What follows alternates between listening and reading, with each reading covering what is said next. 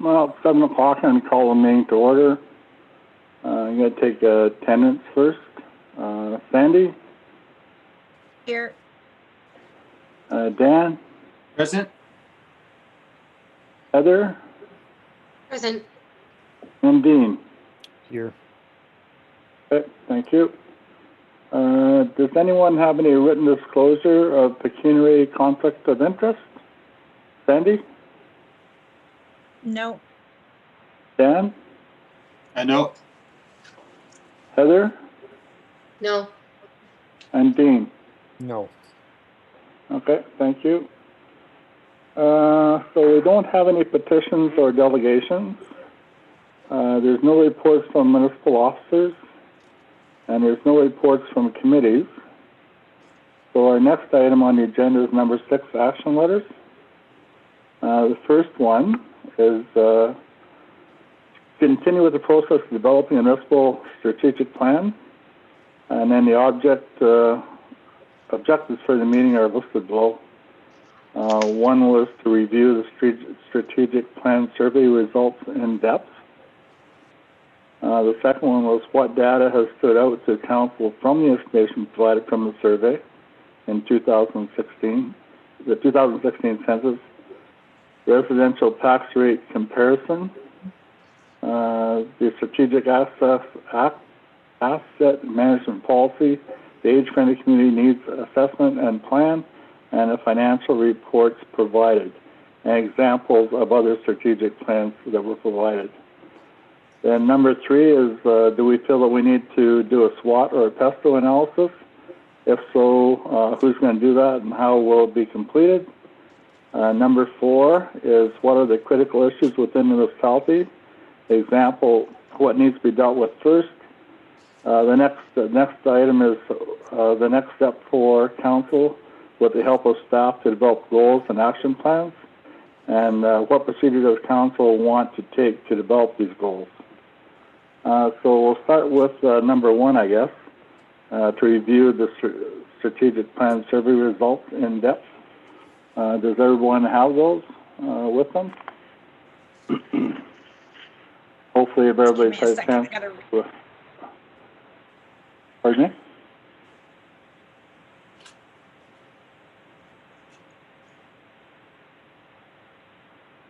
I had to reach for mine. Mine's on the other side of the room. I got it.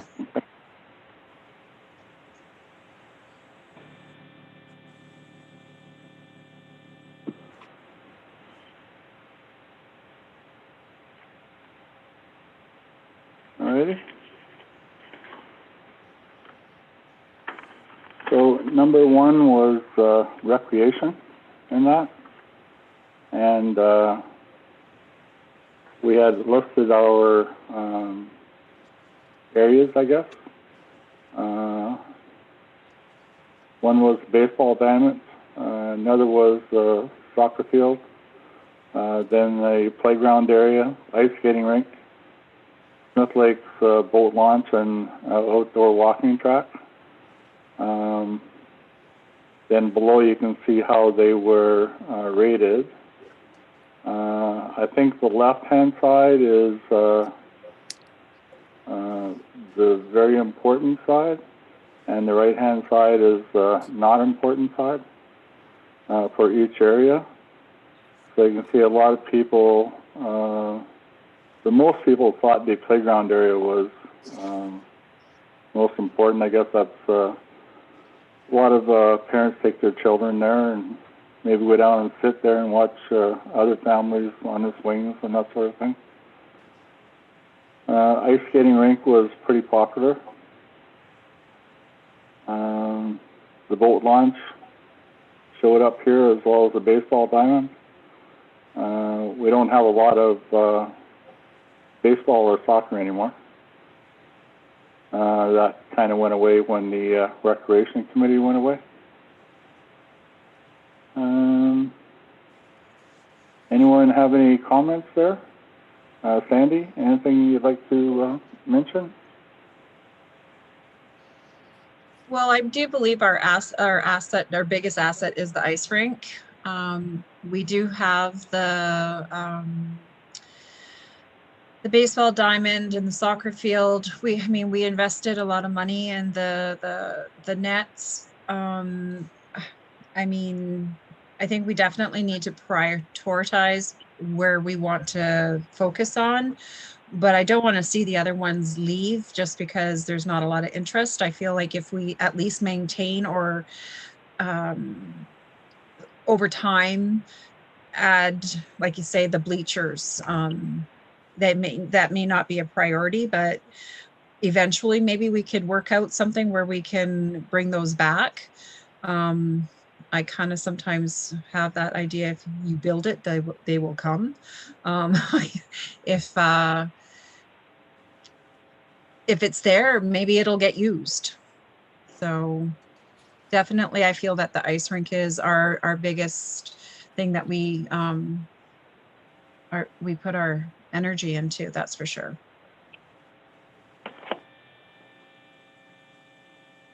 Danny, anything to offer there? Yeah, it's an interesting. I like it was an interesting survey. All right. I'm surprised there was as much support for the. Well, actually, it wasn't that big for the ball diamond as it doesn't get used very much. But I think in our census it shows that we have about 95 kids in the under 14 in the community. And the funny thing about that is like 35 are boys and 60 are girls. So we have a very small percentage of our population that's under 14 would use that type of activity. And I'm wondering if we should be working towards providing more for seniors, more activities, more recreational things for seniors as we're trending towards an older population in the township. And one time there was probably at least over 100 kids playing softball, but we only have 100 kids anymore. We have about 95 total. The percentage that would be interested in sports and that type of thing is probably going to be fairly low. So I don't think we'll ever have the baseball teams, like 3 or 4 or 5 teams that we used to be able to have to actually have tournaments and that. So we'll have to range it so that it's more an all-inclusive type of activity. If we do something with baseball, for example, like it has to be more just like a family game or of all ages or something like that, more for fun. But I would like to see the development of keep our recreation facilities that we have and perhaps promote them a bit more and arrange things so there are more family tournaments and baseball, for example. There are more skating activities. Of course, all this is when COVID is not hanging over us as much anymore. But my main takeaway is that I noticed that a lot of seniors were commenting. Maybe they're the ones that took the survey out more, but I saw people thought that seniors weren't being addressed as much. That's about all I have. Okay. Heather, anything to offer there? No, I agree wholeheartedly with Dan. We should maintain what we have, but I still think there should be more senior activity and a safe place for them to walk with their rollators, especially now during COVID. They can't go to gyms or anything anymore, and there's not a safe place to walk outside. So I think, yeah, most of our population now are seniors or 50. I think I remember between 50 and 65 that's the highest population. So I agree with Dan. That's it. Dean? Yeah, I think that they're all good comments from the other councils for sure. Nothing to dispute there at all. And maintain what we have. I don't know, about new recreation development. I don't know if there's an appetite for that by what I see in the survey and from residents. Maybe match with some grant money, maybe if the price is right. But I want to keep our maintenance reasonable and focus on making these things we have more cost effective, more efficient, and keeping them open. And I think I just want to make a quick mention that we are in COVID, but the strategic plan I sure hope will outlive COVID, right? So I think we're thinking past COVID. So thank you. Okay, it sounds like everyone's in agreement for more activities for senior residents. And we'd have to have some way to provide that. At the moment, we don't have the volunteer base to do that. There is talk of reestablishing the Recreation Committee, but now it's not maybe the best time to do that. There are 2 ladies groups in the community as well. That might be something that they might be interested in doing going forward as well. Individual events, I'm not saying like running a baseball league or running something, but maybe doing one-offs for those groups. Just a thought on my part. Okay, so I'm going to move on to number 2 here, which is more programs for kids. Dan's survey of the area seemed to indicate that we don't have a lot of younger children anymore.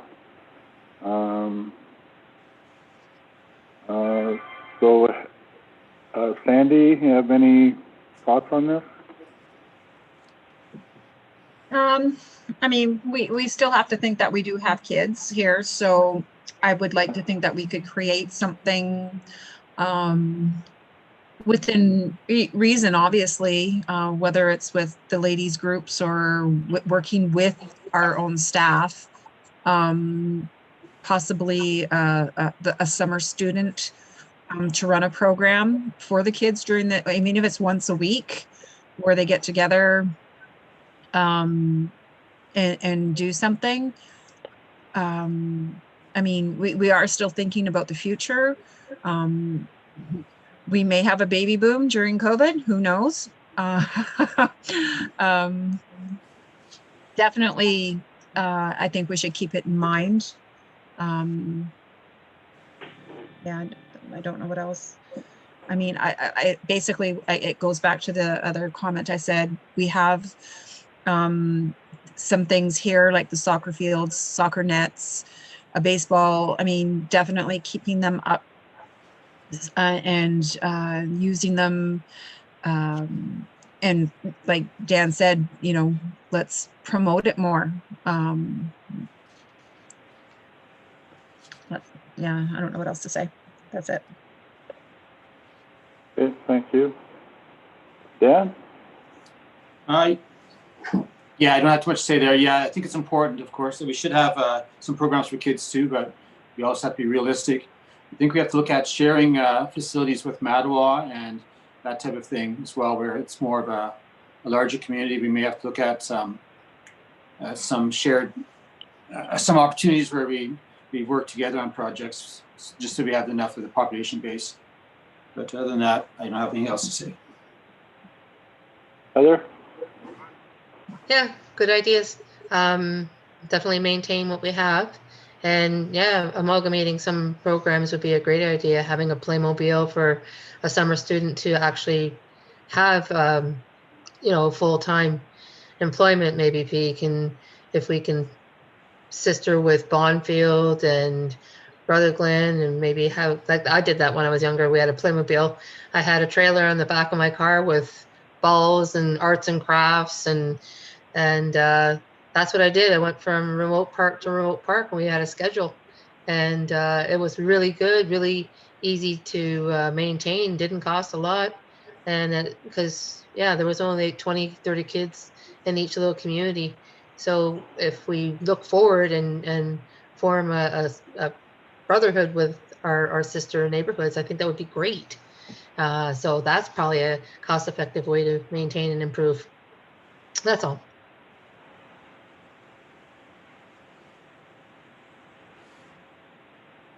Dean?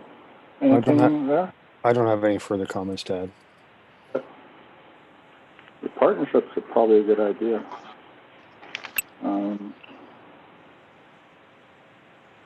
I think Mattawa offers programs in the summertime, like for swimming and that sort of thing. I don't know if we would be eligible for that, but it might be worth investigating. There's a travel aspect to that too, though, in the summertime.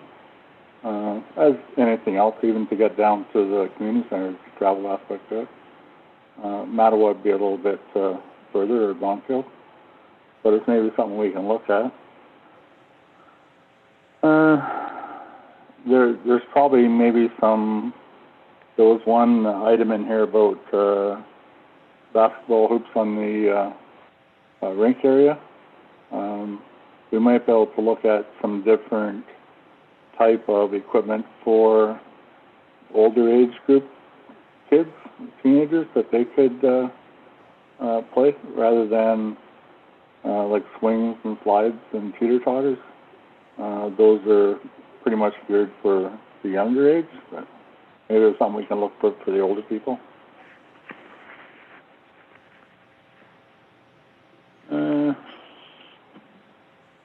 Next item was number 3, and it was continue to invest in these community recreation facilities. And the majority of the people said no for some reason. I don't know why.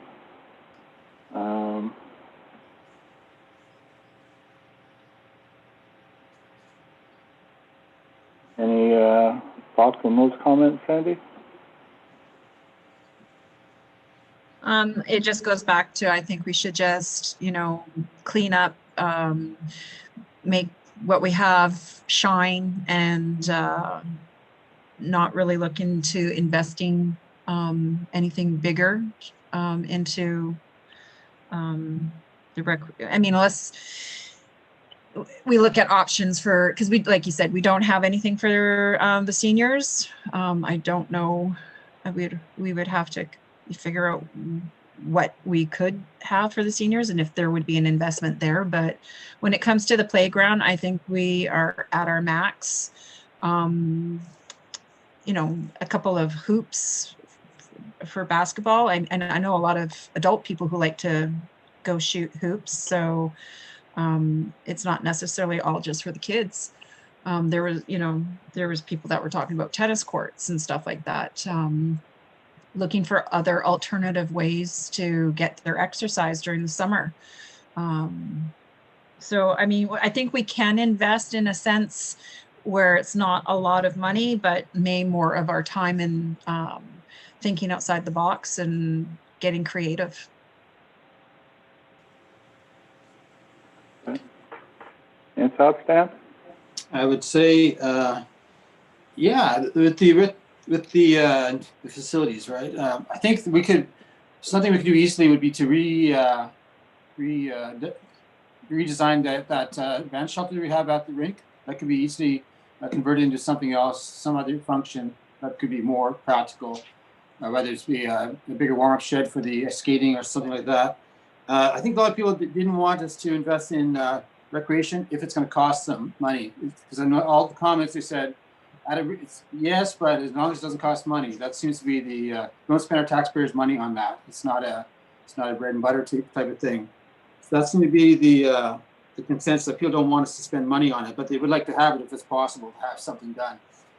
The only other project that I would see that we could work together on would be the cover over the rink, but we'd have to have some design work on that done first and a plan on that. But if you're going to do a big project, probably covering the rink would be the most logical one to move forward on, as it would make it more easier to maintain the ice, and it would make it weather resistant for the summer. You could have activities under a closed roof in the summer, which would help a lot for outdoor activities.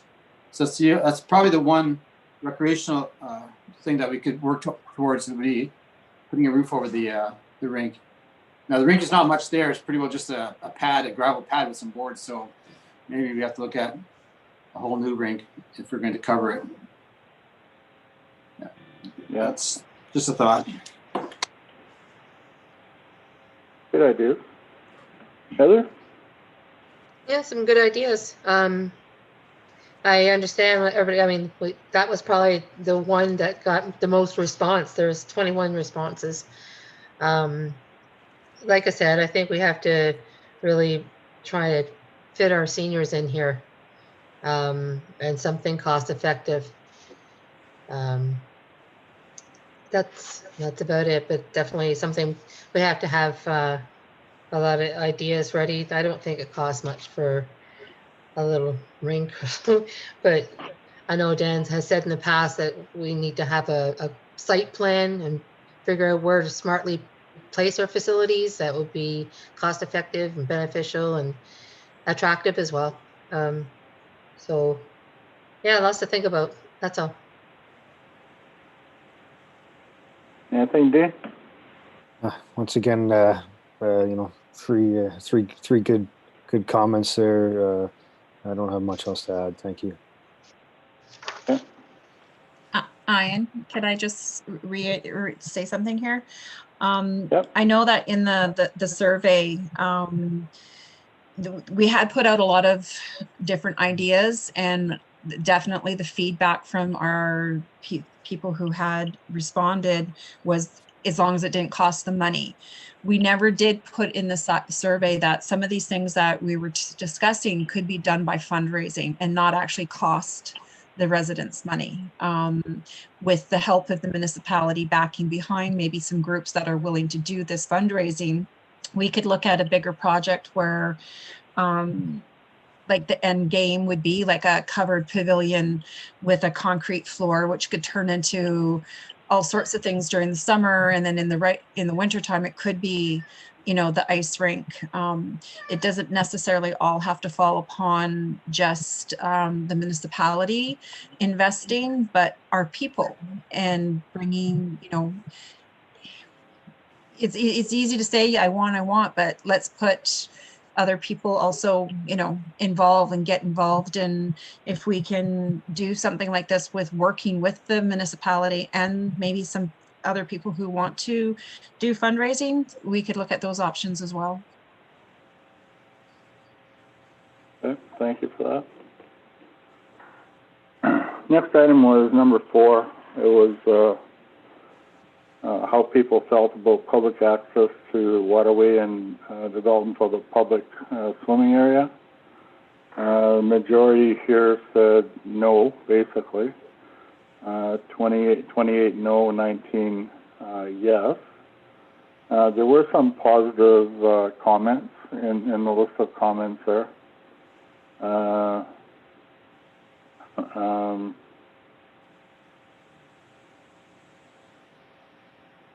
We have taken a step forward with that down at the Map Default here, the bridge.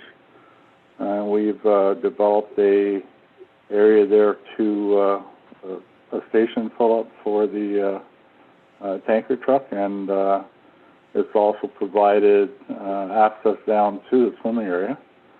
So I think that's kind of in process, right? There's a couple of things we have to do there yet, like signage, and but I think that's kind of well underway. But I'll ask for other people's comments as well. Sandy? I like what's happening with the ad hoc committee and with down by the bridge. I like the idea that everybody wants to keep it as natural and not really add a lot there. A garbage can or a picnic table, or keep it as natural as possible. I mean, realistically, I don't want to see, tons of people from other places coming there. I mean, it's like Heather says, it's the best little kept secret in Kelvin. Everybody's enjoying it. And with Smith Lake, I think we're very limited to what we can do around a water easement, I guess, whatever you want to call it. We can't manipulate the or make a bigger beach area or anything like that anyway. So, I mean, I'm not really sure. There was one comment here about Moore Lake. I've never heard of Moore Lake. Has anybody heard of Moore Lake? Where is this lake? And if it's available, let's look at it. It's in Champlain Park. That's Champlain Park. That's in the park, in Champlain Park. Oh, okay. Well, we don't we can't do anything there then. So, no, I like what's happening with the ad hoc committee, and I mean, maybe like picnic tables or something to make it where people can go and sit by, but I don't know what else we could do for a swimming area.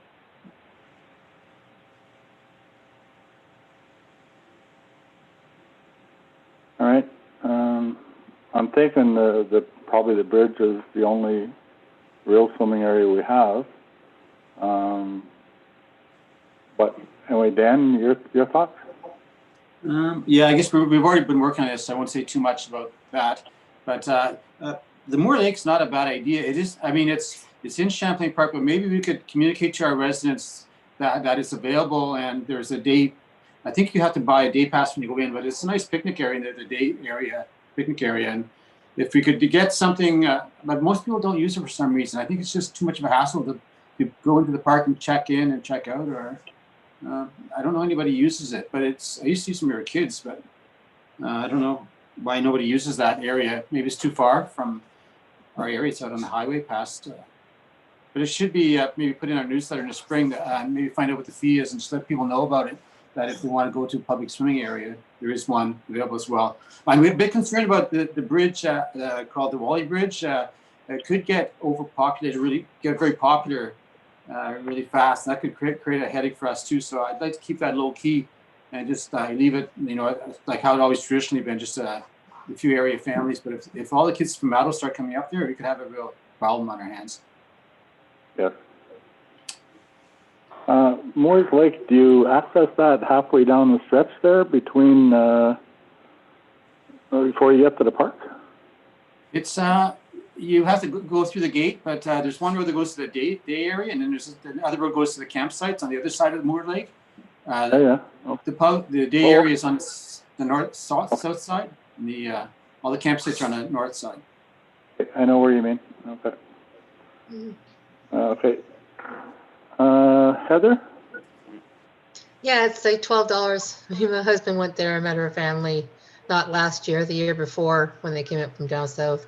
And it's very affordable and very well maintained. And yeah, we do need to publicize that more. I know my family don't go there enough. And as far as the ad hoc, I think we're taking care of things. And moving forward, I think it's going to be good. That's it. Dean?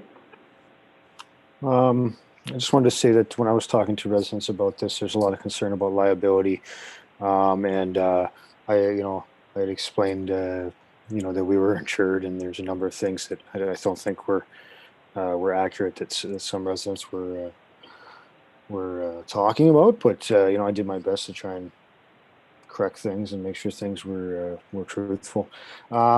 And also, I think there's some good comments there. I'd like to see see how that process plays out. But I had one comment on the Champlain Park thing, and it's just another idea. We talk, right in our mission, right in our statements, we talk about collaboration. Could be an opportunity for us to collaborate with the park as well on a Kelvin resident kind of day or discount or something, with them. So, whether they'd be open to that or not, we don't know unless we ask, right? So. I thought that was an interesting idea. Thank you. Fantastic idea. Yeah, thanks. Maybe we do something in exchange for garbage. I don't know. Waste management. Yeah, maybe we can. Oh, I was just going to say maybe we can. I think that we're quite nice and generous community, so maybe they'll pay. Maybe we can negotiate something for our residents. Never know. Okay, next item, number 5. It had to do with the roads department. Has always been number one priority in terms of resource allocation. Do you think this should be continued, even if it means an increase in taxes? The slight majority said yes. 54% against 46 against. Then there was some comments underneath about school buses, and there's a couple negative comments, but any thoughts on this one? Sandy? I'm in agreement that our roads is one of our most biggest assets. I'd like to maybe prepare for our next repaving. I think one of the biggest issues I hear from our residents is the condition of the roads after the paving was done. Some people didn't even think it was done. I'd like to definitely look into different companies, see what other people use, who they use, were they happy with them? Maybe prepare a log of where the really bad spots are, and do what we need to do to actually make it so that it's we're investing in it. We should end up with a really good product is the way I look at it. I would like to maybe even in the future, if we could even go further than where we go. I mean, obviously it's within, you know, what we get from our grants and stuff, but I think we definitely should keep up on our roads. It'll attract tourism. It maybe attract people who want to move here. One of my main concerns was I always going to, you know, travel on a gravel road with a new vehicle? It could potentially bring business here. I think it is a priority for us. Dan? Yes, well, it's priority, all right. It's probably our number one reason why we exist. So I think the more that we increase, I'd like to actually expand the hard surfacing a bit more, because that really, I think, is a low maintenance road. Once it's hard surface, it does require less maintenance. But yeah, a lot of people are dissatisfied with the last resurfacing of Peddler. I heard a lot of comments about that as well. It seemed like the company was a little bit, had some breakdowns, and it didn't quite get as finished as well, I'm not sure why. I don't want to get into that. But yes, I just want to say it's important, of course. I have nothing else to add. Okay, Heather? Yeah, we're on the same page. Of course, roads are more important, and it's the safety of our residents.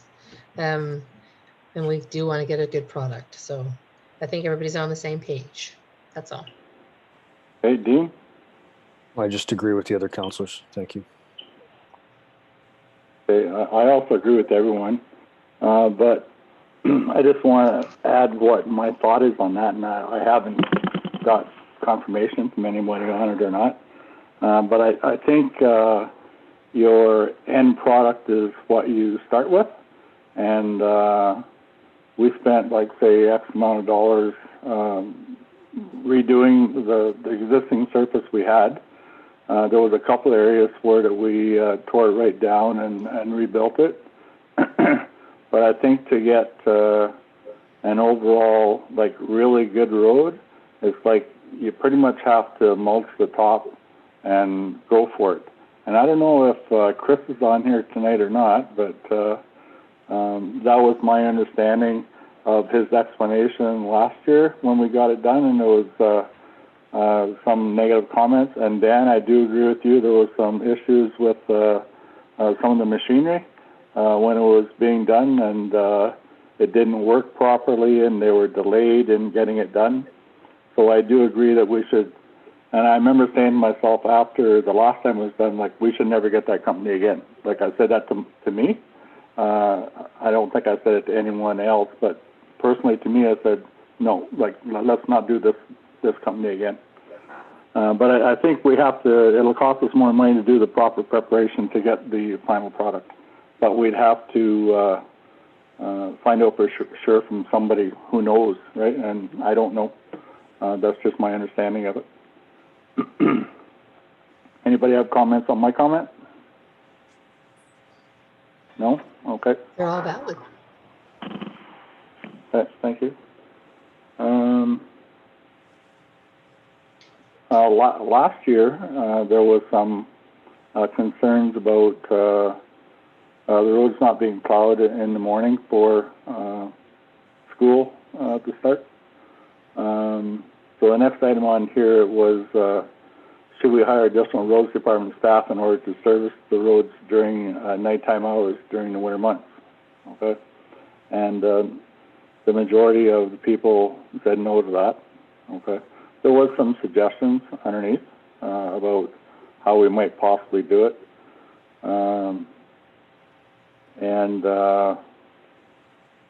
we don't have a huge roads department to be able to split shifts and everything, but Sandy, do you have any thoughts on that, this one? No, I mean, I always understand that people want good roads to be on with, and they want them plowed. We only do have 2 trucks. We only have 2 drivers. They all can't be at the same place at the same time. I think some understanding is needed, and I think our roads department does an excellent job. I see them go by bright and early in the morning. They come out at all hours. I think our guys are doing the best that they can with what we have. And I don't think our residents would be happy if we hired any more. So I'm fine with the way everything is. Dan, any thoughts there? Not too much. The comments just suggested that we should look at the hour, reorganizing their hours, which is not always possible. Alternating shifts and things like that. Perhaps one person starts 2 in the morning, maybe something like that when it's a snowstorm. But I think they do something like that already. I don't have anything more to add about that. I think we do a good job in that area. I think people overall are happy. Arkin? Yeah, I think so too.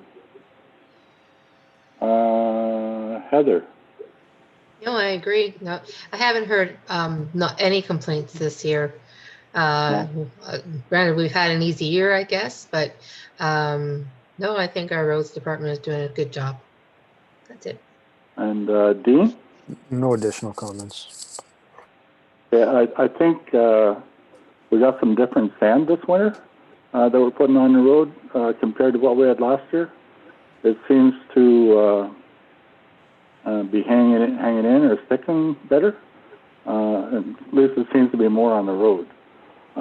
So I think that I think maybe Chris already mentioned that we got that from Bonfield, and we could probably get it from Bonfield again the coming year. Might cost a little bit more, but maybe it's worth spending a little bit of money to have sand on the road rather than blowing off into the ditch, right, or whatever.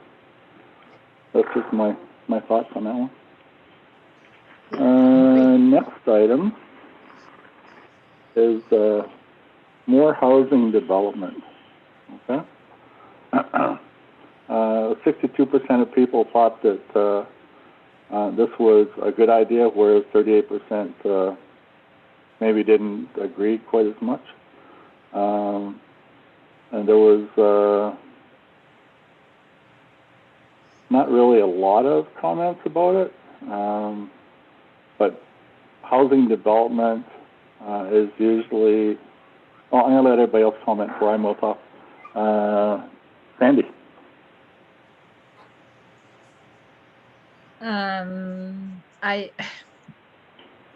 I think a lot of people move here because they like to have the nature, they like their privacy, they like their, they want to see the animals. I think they're worried that, housing complexes will start, or I don't see that happening here. I think for us, the best thing for us to do is when somebody does buy something, we make it as easy as possible for them. We work and collaborate as much as we can to, help see their vision come true. I don't know how we're going to get the housing development here by, attracting some big company that would, invest. I don't really see that happening. I just, hopefully we can keep our tax base down and with our costs, and people will move here and build.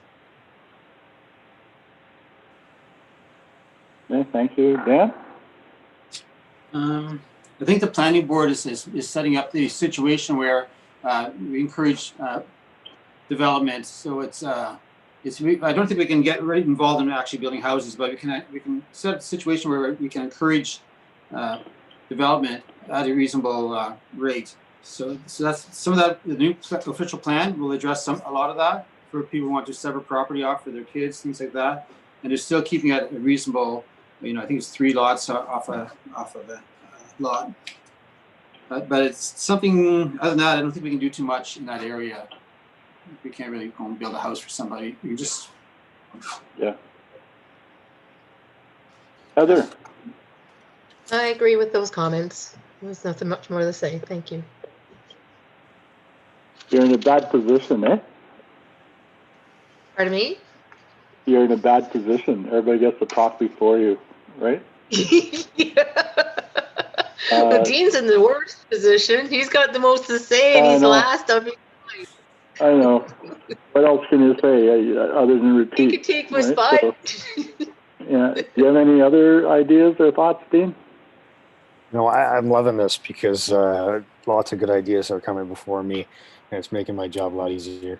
I think that I was surprised to see so many responses in yes, and I always find this to be an interesting topic because a lot of residents get nervous about the word development and these types of things, but the way I see it, we just need to set a low target, and there has to be some new housing, and that's just there has to be so we can keep taxes low, to add to the value, because as inflation rises, as costs rise, we have to be able to offset those costs. So, reasonable development. That's what I like to think about. So, thank you.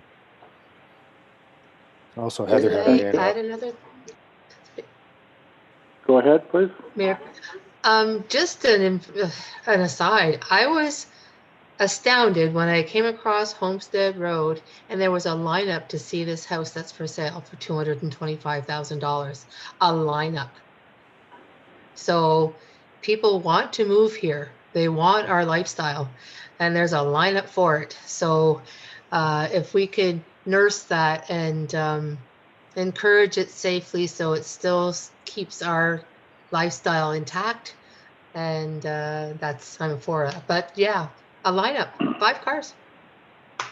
Yeah. I I just know thought that there's, was interesting.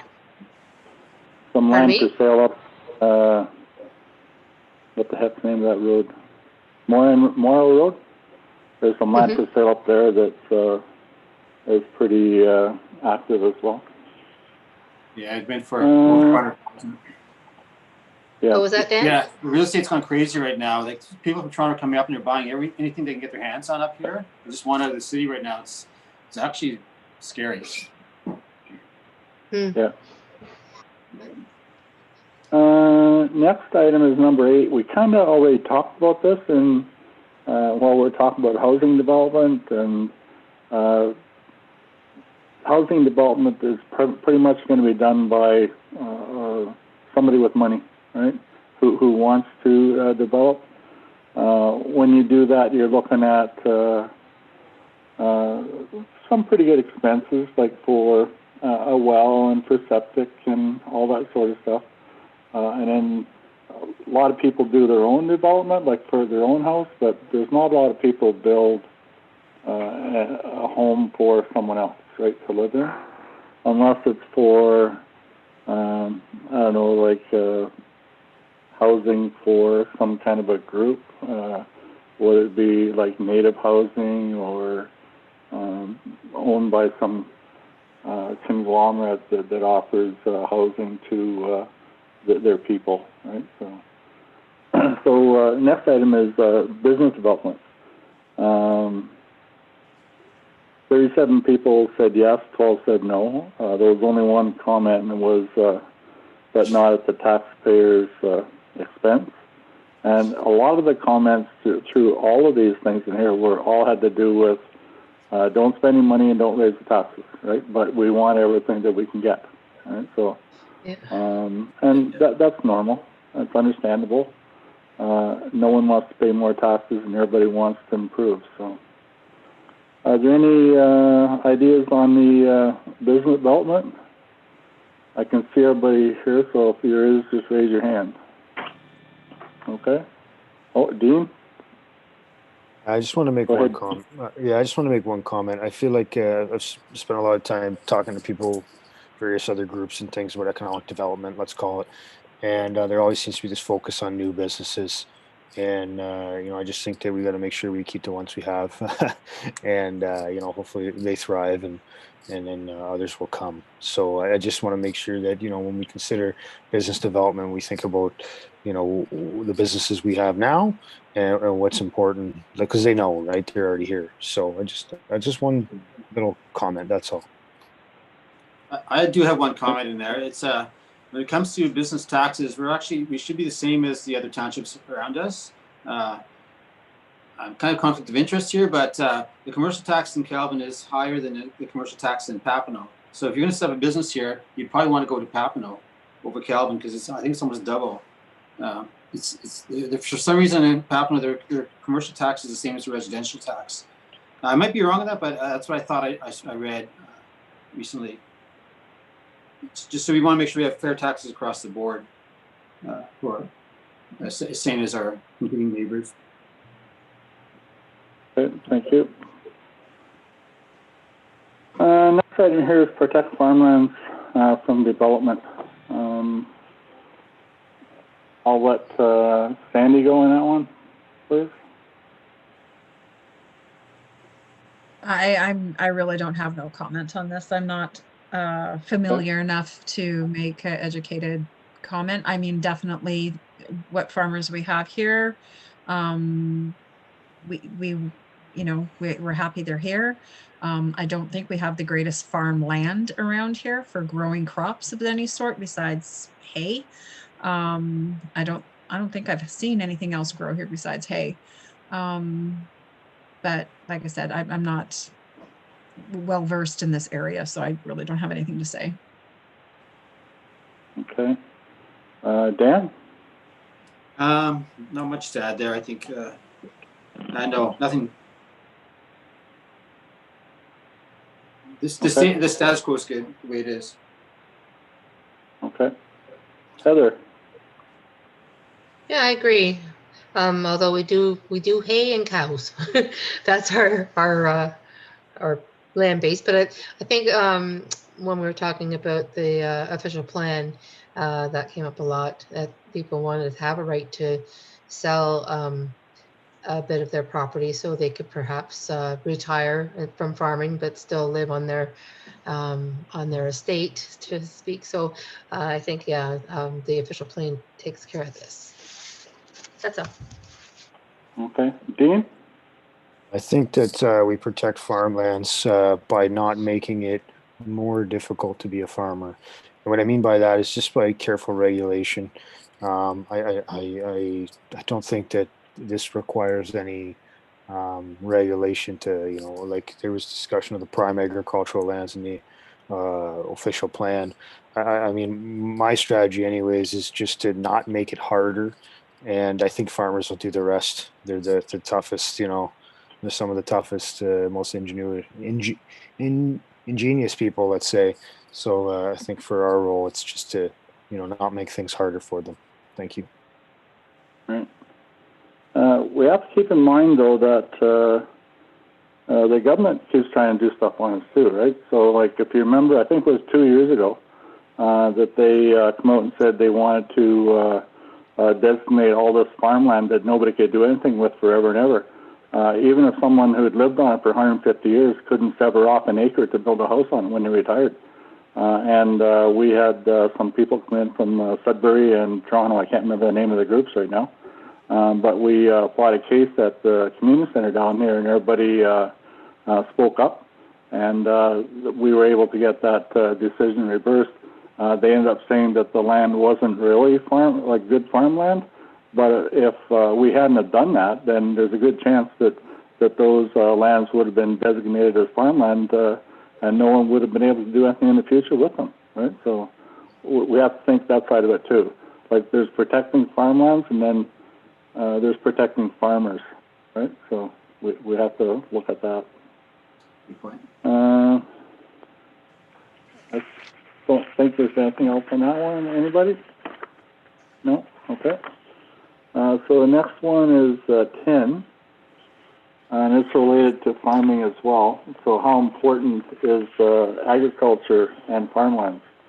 20% thought it was pretty important, and there was also a couple who said, nah, it's not important at all. But the majority thought it was relatively important. There's a bunch of comments underneath it. So I'm not sure who made the comments, but that doesn't really matter anyway. Do you have any comments on that, Sandy? No, I don't. Okay, Dan? And it's one comment that I'm surprised that we're not more like the Powassan area when it comes to our farming. We have the same soil and land, but we don't seem to take advantage of it as much. As we don't attempt to grow a lot of things. I think we can grow a lot of things here. Actually, we could do a lot of different vegetables. You could do strawberries here if you want to. Do Christmas trees. You can do all kinds of things. If you were a farmer, if you wanted to actually do that. But I think most of our farms are being bought up by hobby farmers, and they get some. No offense, Heather. They get some horses and a couple goats. And Okay, I have hay. no comments. Okay, that's it. Chicken? It's right, chicken. Yeah, nothing on the chickens. Heather? No, I think we covered it in the last section, actually. And Okay. like you were right by saying we can protect the farmers and the farmland. It's a wobbly road, but we can do it. Okay, And Dean? Dan's right, we could probably grow better stuff. I was looking at reseeding, but I think we need to fertilize. I think that we didn't take care of the soil as well as we should have. We just kept on, reaping the rewards instead of putting the investment. And so I think that Dan's right. We could promote. I'm going to promote fertilizing first before I reseed. So I think a lot of people didn't have time because farming takes a lot of energy and a lot of time, and people have 2-3 jobs and take care of the farm, that maybe the nurturing the land was missed. So he's right. We could develop, and then if we encourage and educate about fertilization and replanting, and we could probably nurse this a little bit better than we have. Yeah. Dean? I think there's a lot of potential. I don't know, many people probably don't know this, but I have a university degree in agriculture, and there's definitely a lot of potential up here. One of the driving factors in me coming here. But I just want to reaffirm Mayor Pennell's comment too about, I couldn't have said it better myself. I think that was a good comment about protecting farmers, not farmland. And that the municipality does have a role to play in that, and just making sure that our bridges can accommodate tractors, and lots of little details, little things, because Farmers Day is very busy, and just to make sure that they don't have obstacles and barriers, and they'll do the rest, or less obstacles and barriers, I suppose. Make sure if we do put them there, they're there for a very good reason.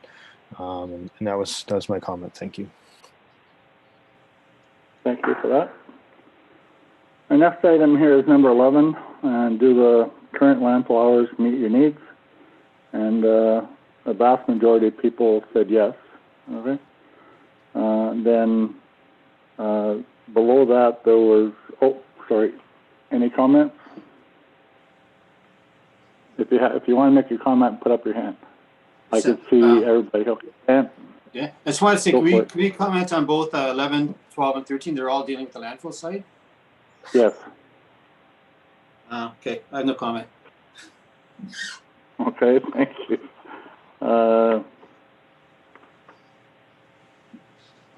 Anybody else? Heather? Oh, sorry. Okay. No, that seems to be a very satisfier. Nobody was Okay. dissatisfied with that. But sorry, yes, Okay. great. And from you, Dean? No comments. Thank you. Okay. There was a lot here on landfill type things. There was one on recycling as well. A lot of people thought that we should concentrate more on recycling. 98% as a matter of fact out of the respondents. There was one comment that someone had suggested that we should pick up garbage, either hire locals or get a contractor to do it. That would raise taxes for sure. A truck to do that and that sort of thing. Time frame for landfill hours, okay, recycling. Then the next one underneath that was how much do you recycle? And about 30 out of 50 people said they recycled abundantly, and some said they didn't recycle at all. And there was one comment about we need to recycle glass. I asked about that last weekend actually, and there's no place around here that does recycle glass.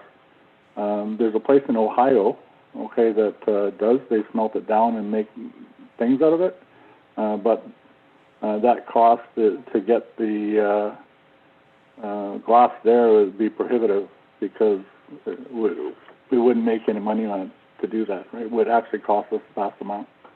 That's why people aren't doing it. Sandy, any comments on this? No comment. Dan? No, I think we're doing well in that area. I don't have any comment. Okay. Heather? To go along with your glass I agree we need to do glass, but maybe we need to think outside the box. Maybe not recycling glass and crush it down and make new glass. Maybe we as a community can keep the glass, have a mason jar area where people, if they want to do their canning, they can take the mason. I don't know, maybe we can go that way. We're not that big, but I'm sure there might be a lot of jars that would go into that box, and somebody can, take a jar if they need one. Especially now we're having a lot of people doing homesteading and stuff, and I'll reuse a strawberry jam jar, and if there was 20 jars, if we just had a separate area where there's jars, maybe that would be a thing for us to do just as our own municipality. Mm-hmm. That's a possibility. That's all. Dean, any thoughts? I think it's worthy of mentioning this area. I think it made it into the survey and a number of questions, and I think it's worthy to having a section in this strategic plan just to think about how I think that, I guess my opinion of recycling and let's call it trash management or landfill management is it's an evolving thing all the time, and I think that there is room to look for strategies like maybe dumping we may not recycle glass right now, let's say, but if we landfill it in one specific area, there maybe all will be mined later or something, there's just a number of different ideas I think that we could investigate, let's say, moving forward. Landfill is a pretty significant cost, and maybe involving a little bit more sorting of things and just looking towards the future, because I see a lot of changes in this area, and I think there are things we can do to improve current facilities, and one step at a time. Thank you. Okay, thanks. All right, the next question was related to landfill as well, and recycling was how familiar are you with Calvin's recycling program? There was quite a few people who said they were familiar. Only a couple said they weren't familiar at all. And there was a couple of comments here that end up in the landfill site because Calvin does not recycle many recyclable symbols. Calvin does a very good job at recycling. This does not seem a priority of the township. I would like to see an improvement. So I think, I'm going to let other people comment first. Sandy? I think it's difficult because there's so many different products, and depending on where you can ship them to is whether or not we can recycle them or not. And with everything changing with the coming down the line, it may be overhauled again. I mean, we may have just gotten used to our recycling, and with was it the what's it called, Producer the days. producer, yes, exactly. I mean, who knows what's going to come down again. It would be nice to see that the producers are using things that can be recycled, that they're using the same. I mean, why is there so many different? I mean, this is a huge topic that really has nothing to do with the municipality, but why is there so many different types of plastic? Why, like, make it universal. I don't know how. I mean, we do have to think about our landfill and its lifespan. I really don't think garbage is going to go away anytime soon, even in our children's lifespan as well. I don't know what the answer is to this. I mean, I think everybody should do their part as best they can, and hopefully somebody comes along with a new invention and can use it all with something. I don't know. Okay, thanks for that. Dan?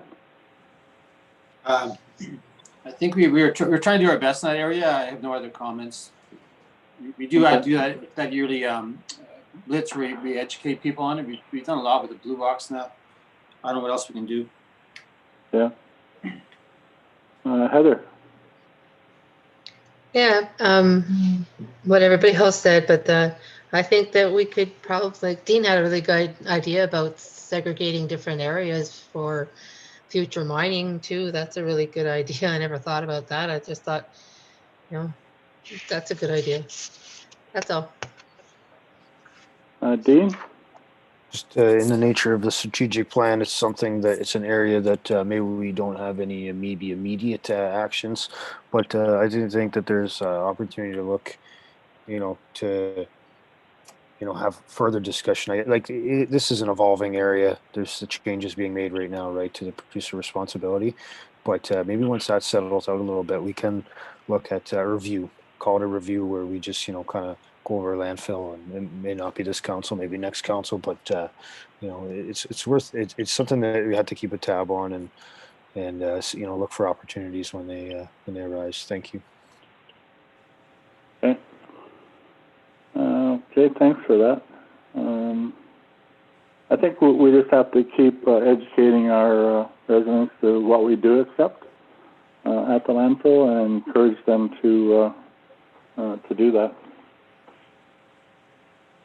Next item on the agenda was number 16, and it was what do you value the most in the community? I don't know if these were ranked in order of how many people responded that way or not. But No. there's no? Okay, No. thank you. There's a number of items on here that we've already talked about tonight, kind of. Sandy, do you have anything further to offer? No, it's pretty common with everybody says that they want their environment, their country living, quiet, calm space. I mean, that's why people move north usually, is because they want out of the cities. Taxes is always the biggest one.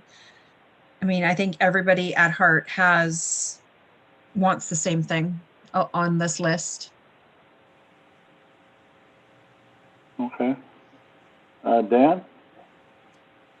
Yeah, just to reiterate what Sandy said. There's the peace and quiet and the nature that people really value the most in our community. It was actually, I think only taxes were only mentioned 4 times in that survey, but the peace and quiet was mentioned about 18 times in those comments. So yeah, that's definitely the priority. Okay, and Heather? No, I agree. Okay. Dean? No further comments. Okay. There's also quite a few comments on here about low taxes, right? Yeah. And that could be from new people to the community. It's hard to say. We didn't, there's no way to tie that, right? A lot of peace and quiet ones. The people. I like the one, number 17, the quiet. Bush, the most all made welcome, and everyone we have met is so friendly. Right? That's a good one. So number 17 is next, and what do you believe is Calvin's greatest assets? Probably the people, but Sandy, any comments? No, it was kind of all over. They hit pretty, yeah, no, it was nice to see what they said, but it was kind of all over the place. It wasn't one exact kind of thing that stood out for me. Okay. Dan? Yeah, I see the nature thing again here, and the Eau Claire Gorge was mentioned quite a few times, and maybe in that same idea of promoting Moore Lake, we could also put out a suggestion that the Eau Claire Gorge is right here in their backyard too, if you want a place to go hiking. I mean, we all kind of know that, but we kind of forget sometimes. And it's still $3.99. Yeah. Okay. Heather? No further comments. Okay. Dean? No comments. Thank you. Okay. Number 18 was what might be some improvements the municipality should consider, and what do you think council should concentrate on over the next 10 years? Okay. Sandy?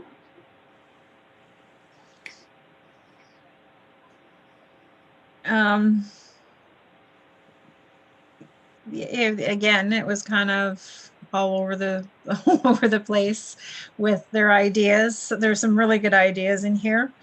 I think it's just basically they want us to stay on track and keep what we have that is, our greatest assets, and not really, they don't seem to want too much of a change of it in anything.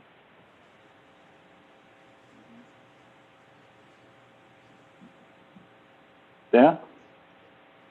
I'm just re-familiarizing myself with this one. I don't think I have anything just to say. It's all there. Okay. Heather? Everything seems to be reiterated. It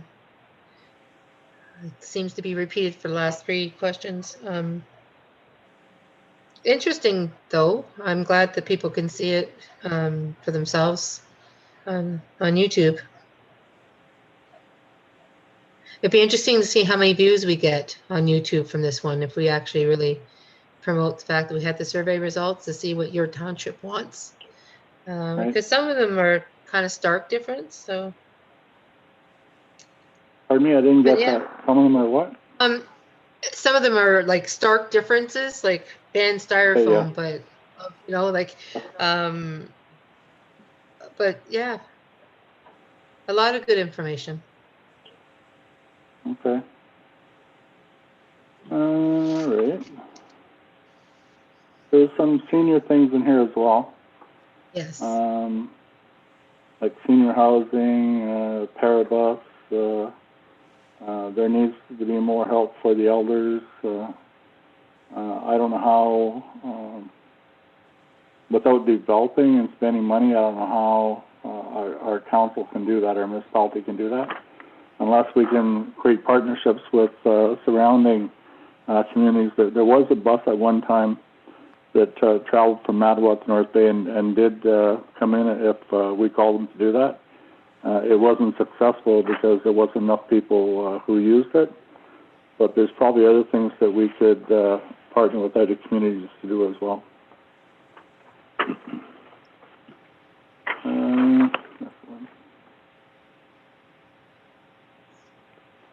Next item was pay more taxes for new or improved services.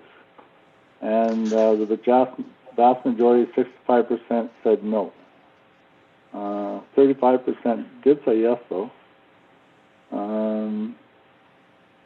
And then the next graph underneath that is willing to pay in tax increase. I don't know what that was meant for. And there's a bunch of comments at the bottom about sufficient services already within reasons, reasonable. What they would, I guess, what would they think reasonable for tax increase? 75 to 100 bucks. Okay, if it was spent correctly. Only for garbage pickup. Decent Wi-Fi. And then it depends on what it is. It was pretty vague. You have any comments on this one, Sandy? The one thing that really stood out for me was the internet. Everybody's, I mean, there seemed to be, you know, a few comments about the internet, which we are working on. Some ideas are great, but I think the cost effectiveness is not practical. I mean, we can't get new services if we don't raise taxes. And I think the majority wants our taxes to stay low. So it's either one or the other.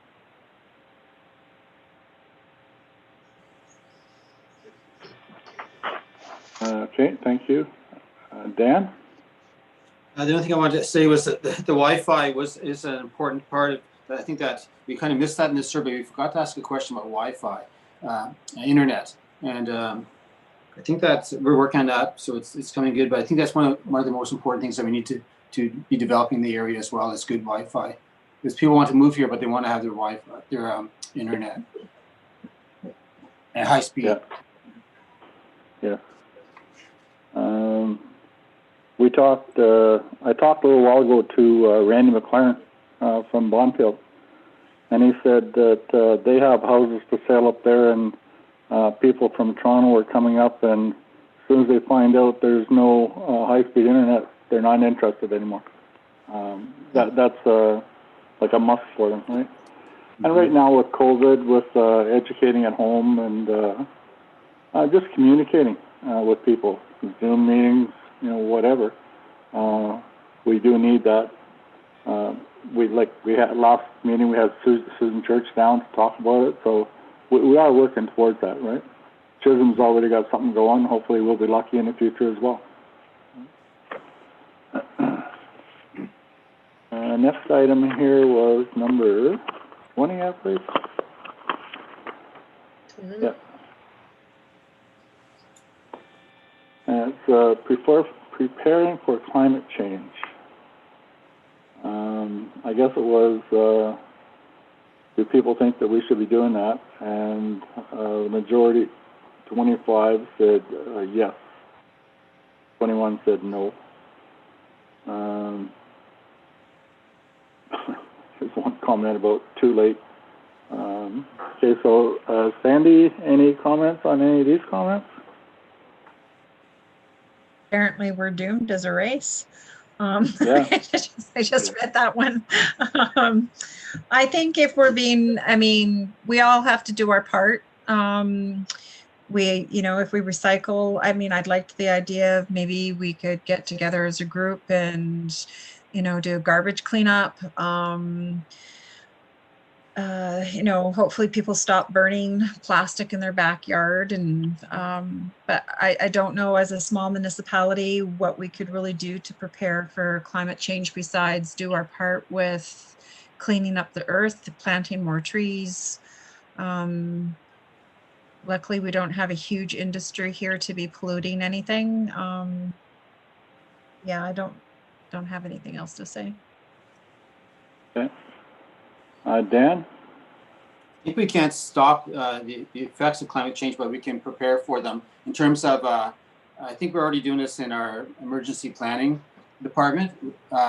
One area I see that we should definitely be prepared for is flooding, excessive rain, excessive spring rain with melting snow. We get some pretty high water sometimes, and it's often the Highway 630 at Barber Lake is flooded over. There's certain areas that we know that are known hazards in the township, and perhaps that if we could get even the province to look into those types of areas when it comes to 630. But I can see 630 being washed out pretty fast if we had a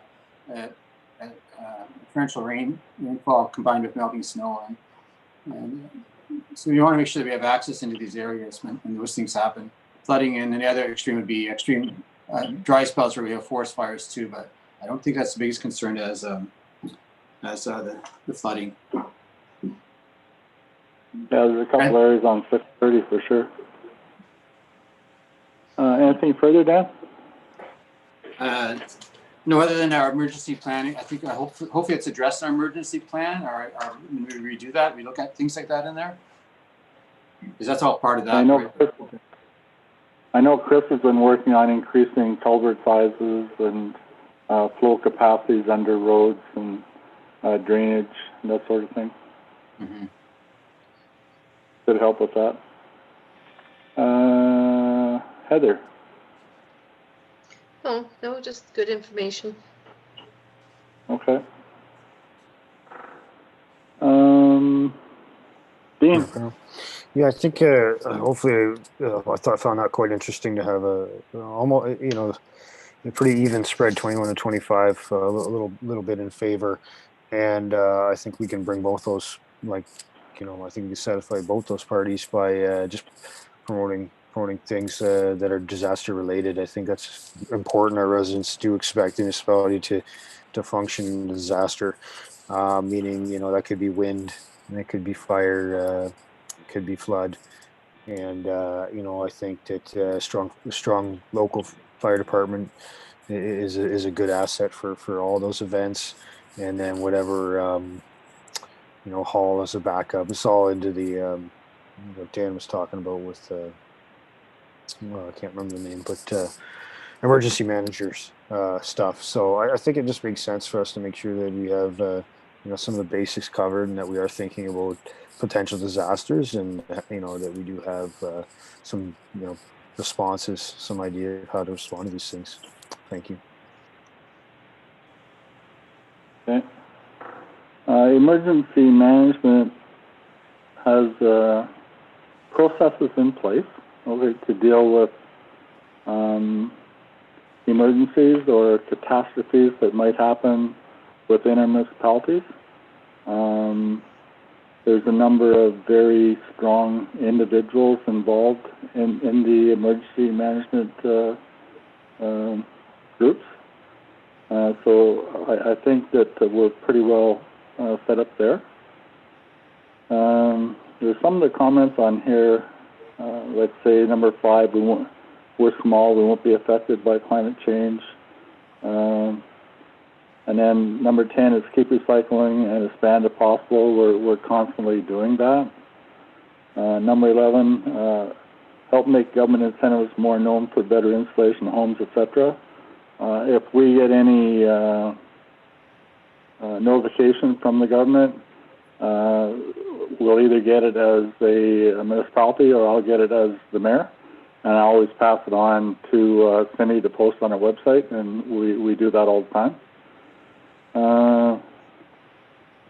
And then the last one here, which I thought was kind of interesting, was start by getting more people to even use the dump.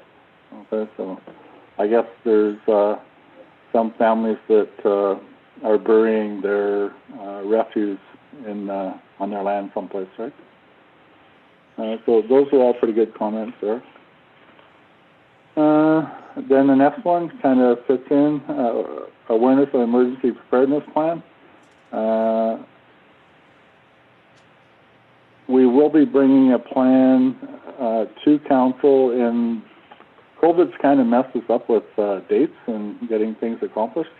But there is a plan. There is a plan to bring that plan to council in a not too distant future, depending on what COVID does to us and how hard it is to get together as a group. Right? Any questions on that I might be able to answer? Sandy? No questions. Dan? No questions. Heather No, and Dean? No. Okay, thank you. Travel to work. I guess this is the amount of people, how far the members of the community travel to work. There's 8 retired, so they're probably not traveling too far. You never know, though. They could go shopping every day. Then there's a couple, looks like 50 is about the highest, and that would be North Bay, right? Pretty much.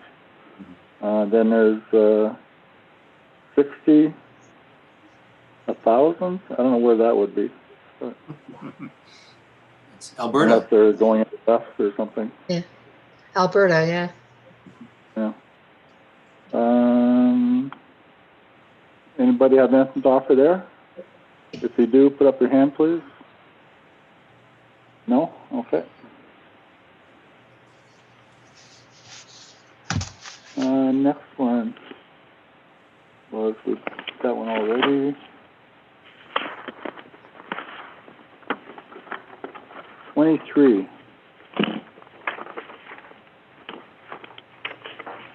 The next one is, please suggest one thing you believe municipality could do that would significantly impact our community in a positive way. Anything in there that looked interesting to you, Sandy? I mean, there was a few comments about, and I've heard this even without the survey, as of how things used to be, how there used to seem to be more of a community, a sense of community, more events. The big other comments in this one was also pay taxes but no services. Now, as far as I know, services would be garbage, water, sewage. Would there be any other service that a municipality could offer? Plowing roads, depends what people Yeah. are used to. Like if they're used to living in a city, then that's garbage pickup, that's all those things, right? Yeah. Sidewalk, snow removal.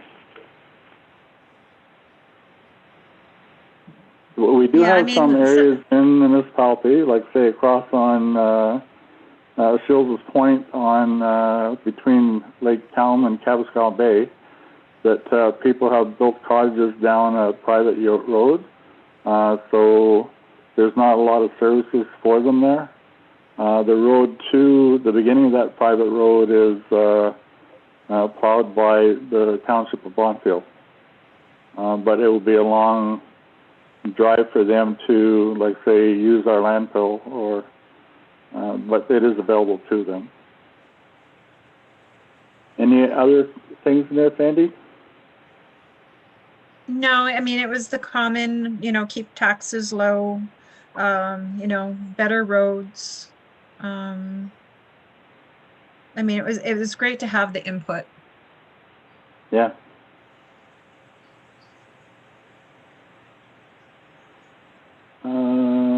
Dan, anything from you? Just the high-speed internet again. That's really something that would be achievable. Some of the comments I probably wouldn't agree with, but overall, I think they're interesting to hear them. Heather. No, just interesting reading, then good things to keep in mind. I think we're working towards, most of what these people are asking. That's all. Okay. Dean? No comments on those. Thank you. Okay. There's, like Dan said, that there's some stuff in here about internet again. There's one comment here about understanding newsletter in plain English so that we can benefit from it. And I think that's when it talks maybe about tax sales, or I'm not sure what it is, but lot and concession is mentioned a lot rather than the address on the road. I don't even know where some of those areas are at times. Right? So. high-speed internet again. Then someone opened up a corner store. That's up to someone to do that, right? That's nothing that we could do. The first one was once upon a time, not once upon a time, but once there was so much going on in Calvin. We had our summer picnic, our fall fair, poker runs, dances. I was so impressed with the turnout at the hall when one of the residents needed support. It was so nice to see everyone and think that, and that is what is missing, spirit. We had it once, okay? And I agree, a lot of things used to happen back then. When I was on the recreation committee, the rule changed so much in regard to just the liquor laws that it made it pretty impossible to hold events. And then the laws changed in regard to drinking and driving. And people started thinking about if that was acceptable or not. So that's why a lot of things changed. Mostly laws and penalties and volunteers, a shortage of volunteers to run those events.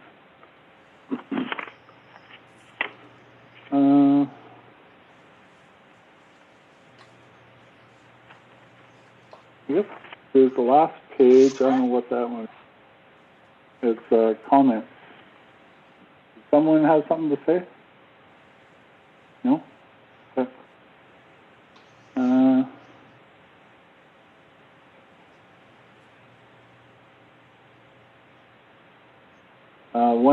Comment number one, in order to maintain an amicable work and recreational facility, efficient and not forget safe for children and adults, the elected council members should step up to the plate more often. Our taxes are paying for you to sit in those chairs. Example, Mayor could spend more time sweeping and watering the rink. I won't be doing that, okay, at any time in the future, so I'll just make you all aware of that right now. More appearance at functions is required. I don't know what functions they're talking about. Remember, you were voted in. Other council members could also step up to the plate. Our tax money pays for you to be on council. Council member Sandy Cross was more than all of you. It is time to step up. Taxpayer.com. Taxpayer and constant user of other townships' children should always have good, clean amusement. This doesn't apply to me. Not sure why my taxes have increased so much, why my services none have not changed, still none. Please send into an emergency preparedness. Please send info on emergency preparedness for Calvin. I don't know who that would go to, but so that was the questionnaire that we sent out and the answers that we received from the residents and ratepayers of the municipality. So we've reviewed that now. Is there anything there that stands out? I think that internet services was one of them that stood out, for sure. Another one was not to, well, I'll shut up here again. Sandy? Yes, internet services, not to raise taxes, good roads.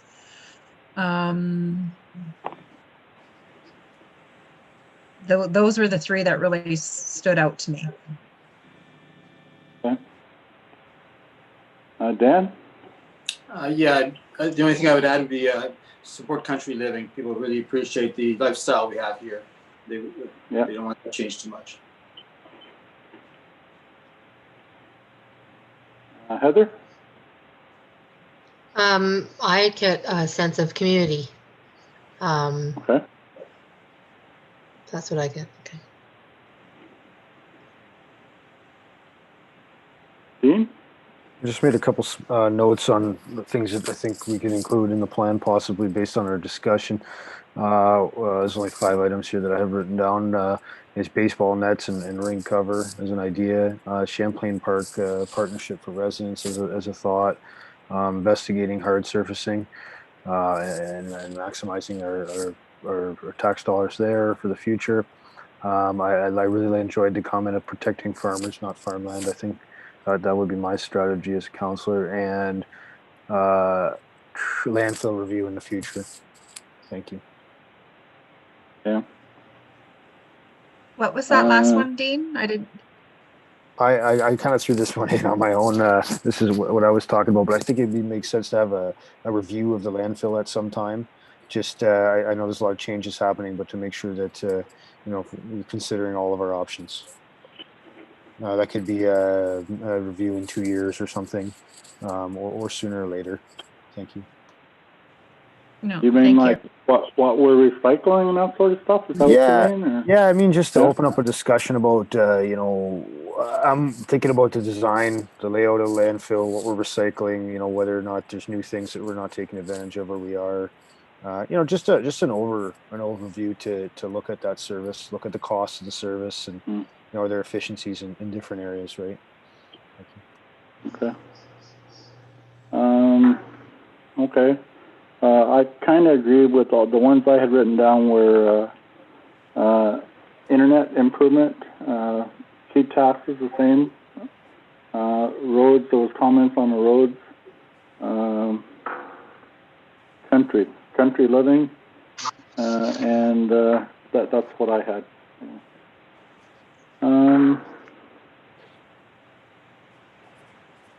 So there was some other things we were asked to look at before the meeting tonight, and there was information on the census, tax rate comparison, and the strategic access management policy, the age-friendly community needs assessment plan, and the financial reports provided, and the samples of other strategic plans. I think one that there was a couple that were suggested that we take a look at. One was, I think, St. Charles, and the other one was what the heck was the name of that thing? Assinicat, is it? Whatever, in West Paris. So I think we're already quite a ways down the road with our community needs assessment plan, the safety plan with NATO, if that's what that is, and Pathfinder Cameron. Residential tax rate comparison. Okay, did everybody have a chance to look at that? And we're pretty good there. Any comments on that one, Sandy? I thought we were pretty good. I didn't think there was much. Well, there's not much we can do with that. So.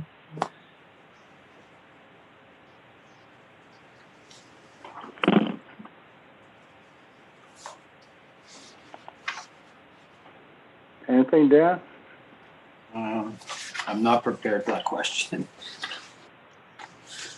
Okay. No, I have nothing. Okay.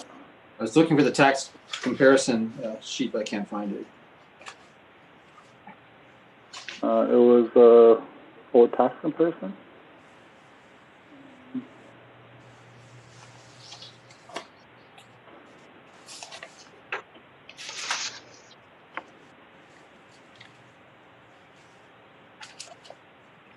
Financial highlights, is that the one, Cindy, or is there a different one? The tax comparison? Yeah.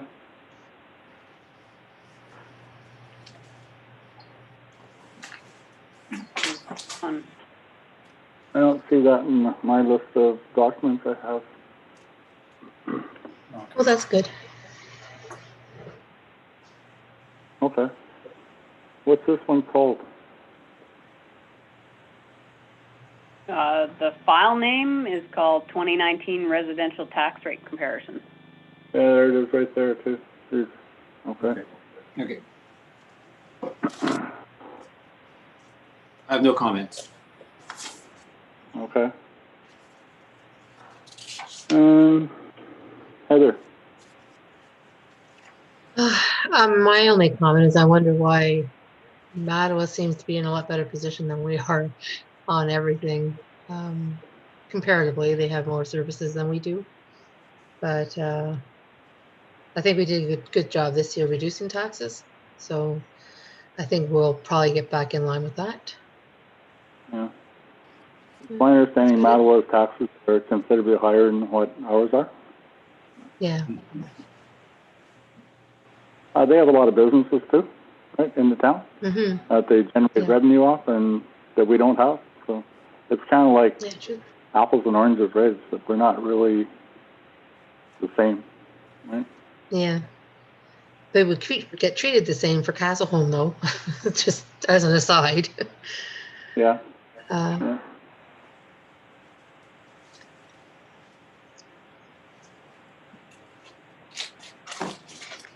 Anything further there? no, thanks. Dean, do you have any comments on number 2?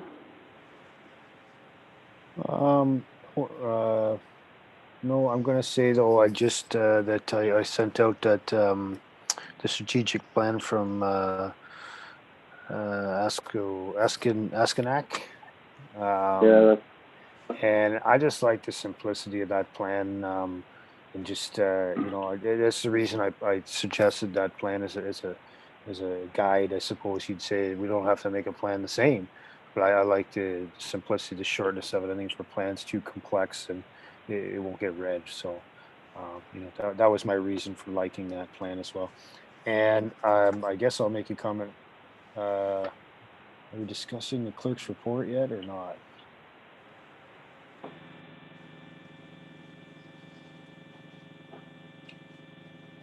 Well, I don't know, Mayor Pennell, are we discussing the report that follows the agenda? Yes. Pardon me, Dean? Are we discussing the report as well that's on the screen?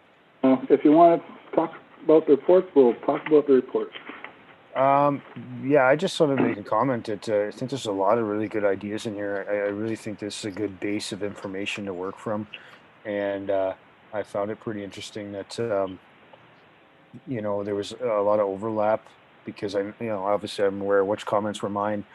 And, I'm not specifically aware which comments were the other councillors, but it's interesting to see a lot of overlap and different ideas. And, I think we got a good base here to work off of with more input. Thank you. Okay.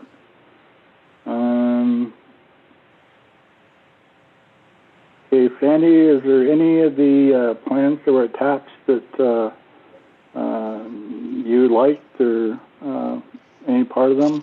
A different one? Yeah, I liked the simplicity of the Alberton, as well as some of the ones that Dean liked. But I also liked, I believe it was Chisholm's. They had these graphs which basically made it where they showed their goals, their time frames. I really liked that because it kind of made them more accountable, and it showed where they were heading.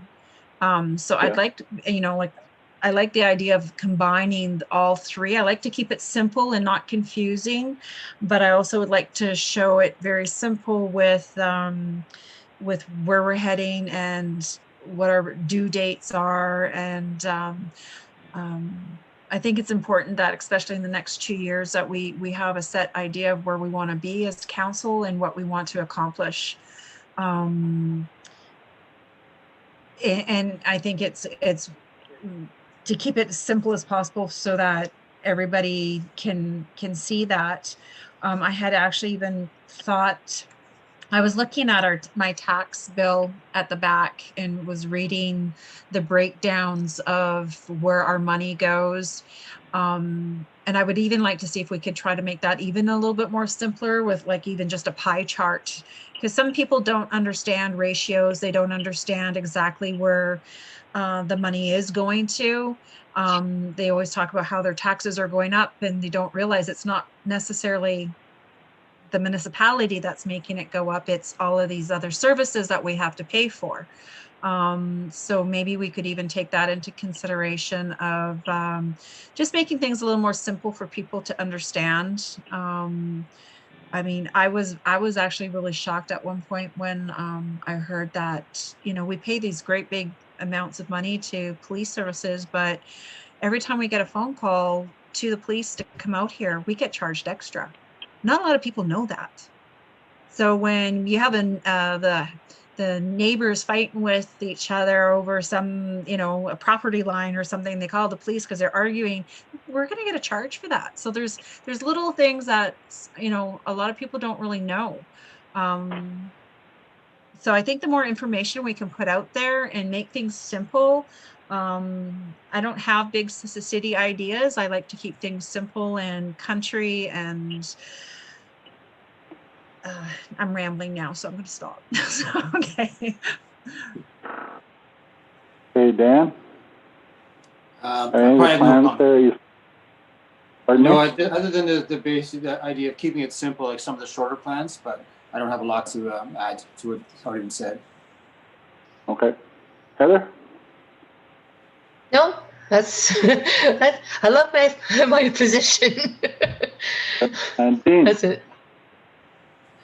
I know you were leaning towards the Siganac plan. Yeah, I just want to make sure that I don't. I guess you know. I don't want. I want to make sure that we have a process that ends. You know, because and I think we're doing a great job. You know, to be honest, to keep things on track.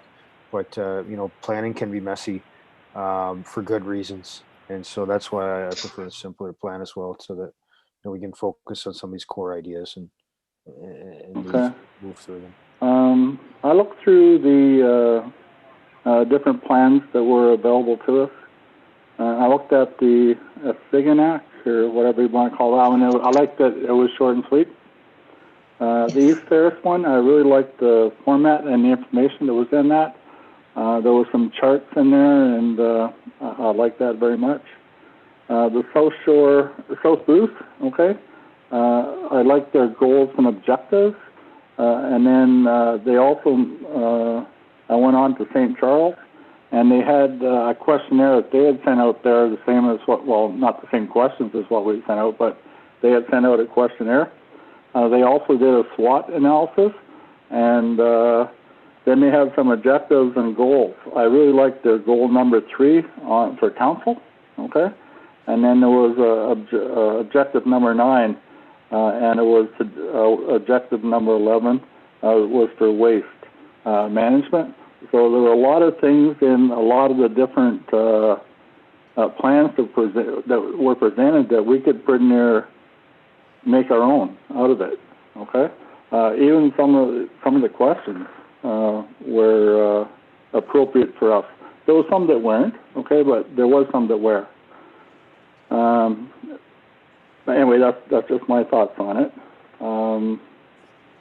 I don't think that we all came prepared tonight, like of doing all the research that we needed to do.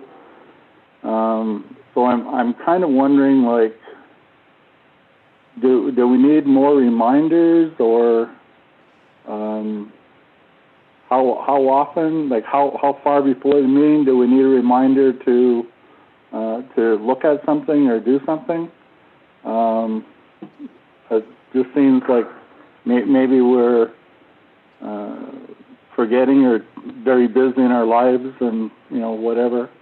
Heather, I see you hand up there. I know it's been a year since we've read through all those examples, and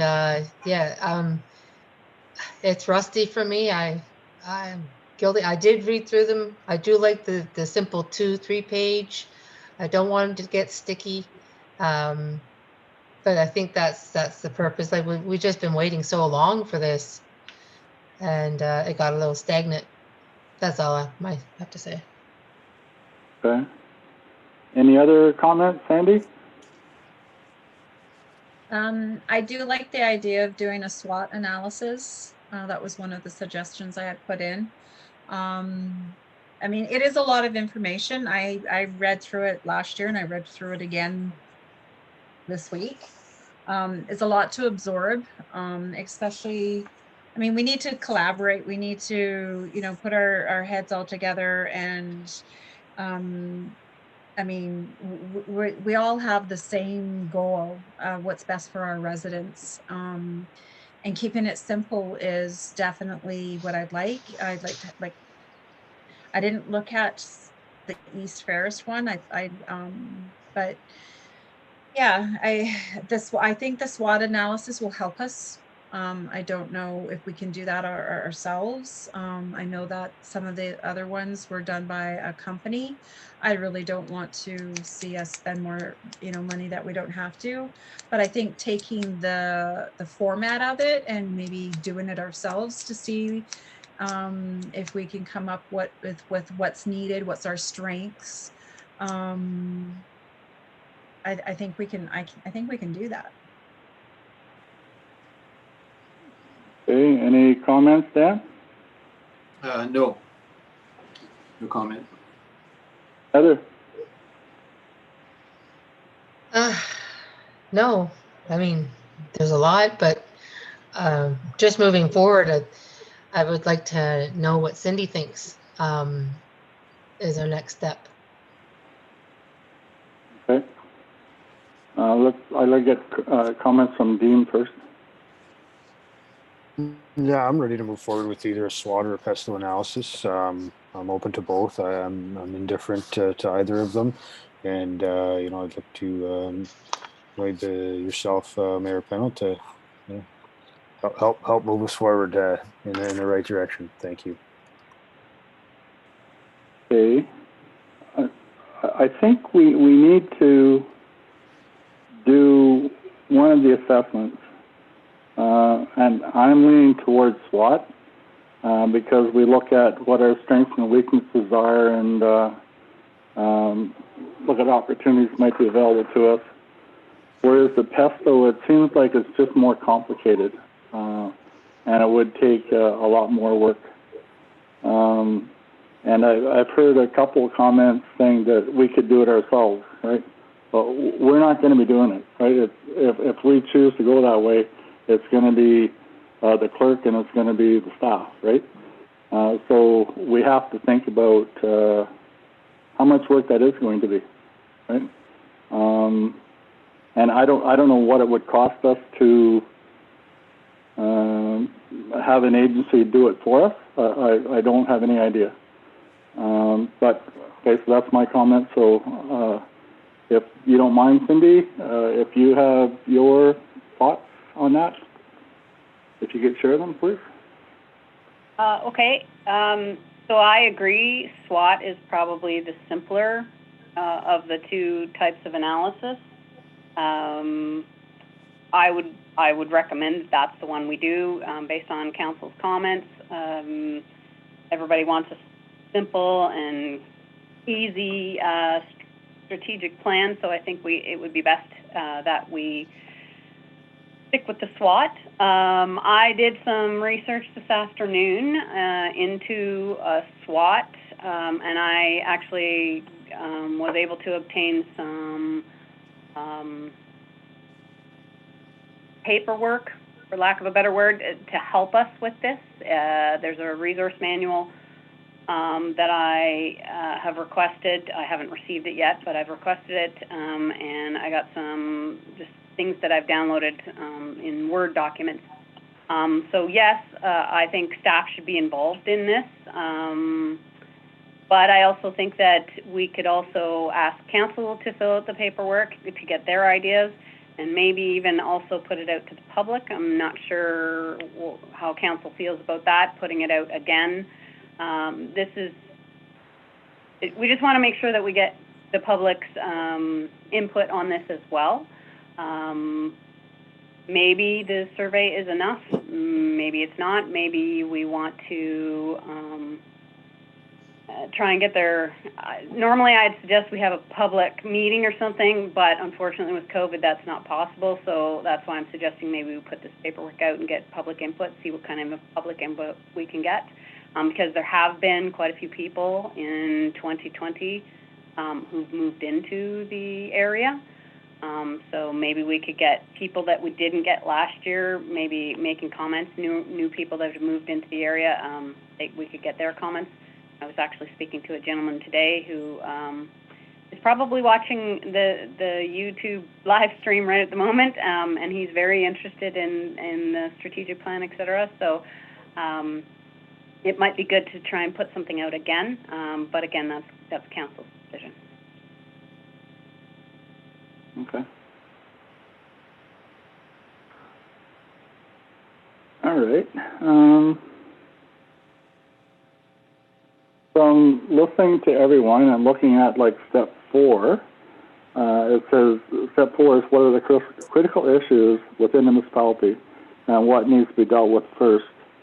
It seems to me that we need to do one of the analysis first, right? So that we can look at what our strengths and weaknesses are, and if there are any opportunities or threats, all right, against the municipality. And then after we do that, then we can answer the next questions, right? Personally, I think it would be, I wouldn't want to see the same questionnaire go out to the municipality that went out the last time. But I would like to get their ideas of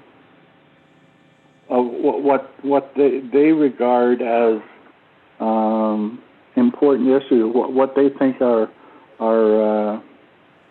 strengths and weaknesses are as a council, as a municipality, and then move ahead from there. So that's my thoughts on it. So, Sandy, I'd like to know how you feel about that. And I hope I didn't influence anyone. I wasn't aiming to do that, right? So.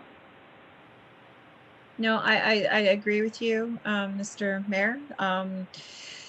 I think if maybe definitely a different survey. There's no, I think more people, I was going to ask that might be a little bit on a different note, was if Cindy has any idea of how many people are using the Kelvin app these days, just to see how much information is getting out to people versus also, you know, the flyers and the web, the internet. If there's any specific questions that councillors may want added to this thing that will go out that didn't go out last time, might be a suggestion as well.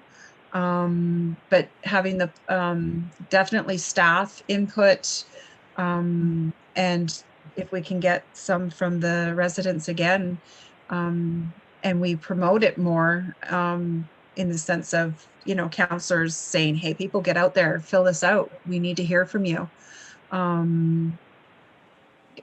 It is a good idea. Dan, what's your thoughts? I don't see I don't see the reason to do a survey again. We did a survey. I thought that we did it pretty thorough, and we did advertise it, and we put it at the landfill. We put it all over the place. So the people who wanted to fill it out, I think, had a good opportunity to fill it out. There's always going to be a lot of people that just aren't going to bother with politics. They're not really interested in what we're doing.